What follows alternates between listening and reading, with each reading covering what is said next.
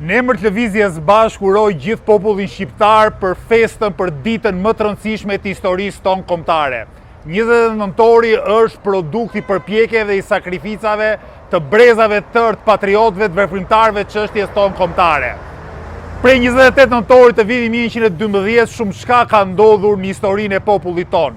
Populli ynë dhe shtresat më përparimtare, grupet më përparimtare, më patriotike të këtij populli kanë luftuar për forcimin e pavarësisë kombëtare, për zgjerimin e drejtës, për vetëvendosje të popullit ton, por edhe për ndërtimin e një shteti modern, demokratik dhe me drejtësi shoqërore.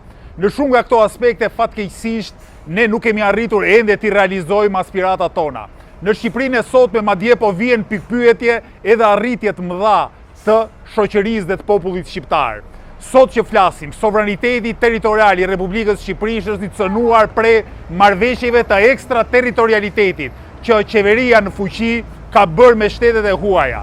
Sot bie fjala në Lezhë, në Shëngjin, në Gjadër, shteti shqiptar ka dorëzuar sovranitetin e vet tek Republika e Italisë brenda për brenda kampeve të refugjatëve. Nga ana tjetër, Edi Rama kërkon që brenda Tiranës të krijojë një shtet fetar nga ku përsëri sovraniteti i popullit ton nuk do të mund të ushtrohet. Nga ana tjetër, qeveri mbas qeverie, parimet e drejtësisë shoqërore janë shkelur me këmbë.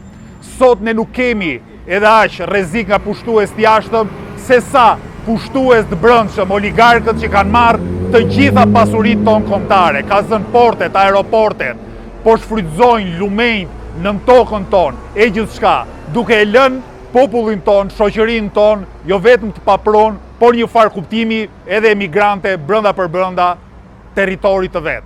Ne këtë urim dhe këtë reflektim e bëjmë nga qyteti i Kamzës, ku ditën e diel, së bashku me qytetarët e Kamzës në orën 10 do të protestojmë kundër rritjes së çmimit të biletës dhe të aboneve të autobusëve për qytetarët. Është shumë e rëndësishme që në këtë ditë, 28 nëntorin, siç u thash, në ditën më të rëndësishme të historisë tonë kombëtare, të kujtojmë se ende nuk jemi tamam zot të vendit ton e të fatit ton.